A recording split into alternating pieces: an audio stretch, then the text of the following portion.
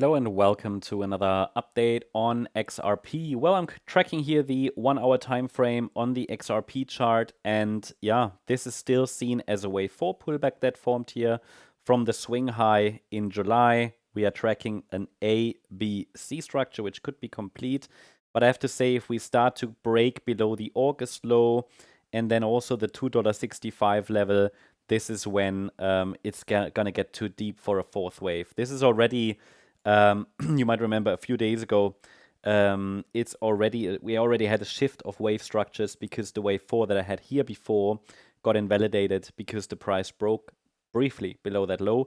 That doesn't necessarily mean bearishness because the wave 4 is technically still intact.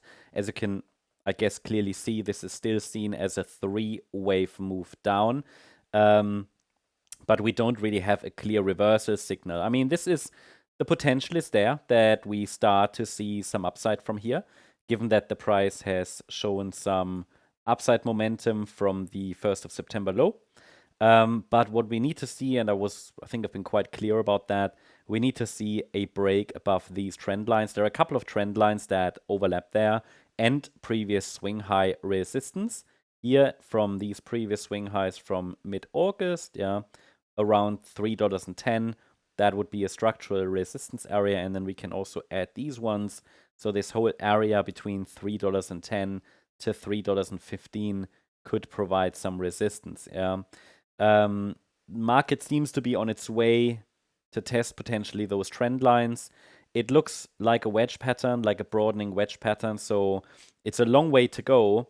And this trend line is coming in together with the resistance area around $3.10 to $3.15. So long way to go. It doesn't really make sense to start to track any smaller wave counts at the moment. Ultimately, what we're looking for in a fifth wave, and this is really the smallest we should go. We're tracking here a wave 1, so 5 waves up, 3 waves down, and it could unfold like this. This is how the move to the upside should unfold. However, until I really get an impulsive move to the upside, which we can call wave 1, I can't really give you support for wave 2. But that is what we are going to track for over the coming sessions. The nearest key level against we can obviously focus on higher is this last swing low, which formed at $2.69, against which obviously the focus could be on higher prices in the very short term. But yeah, please note the next resistance area comes in around $3.10. We can also add to the chart the VRVP indicator, volume profile. And this shows us that the area here around $3.02 is the point of control in this whole range. Let me see if it shifts if I move out a little bit. Not really. So yeah, so this would be a key area of resistance around $3.01, $3.02, in addition to the swing highs I mentioned, which kind of makes sense because, the $3.10 level is quite far away.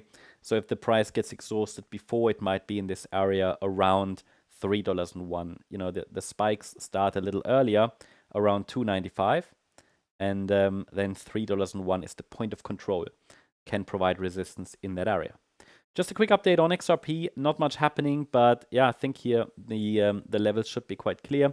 So I hope you liked the update. If you did, please hit the like button, leave a comment and subscribe. And if you really like the content, then please check out the channel membership. Also, I invite you to join us on X for additional updates, news and much more.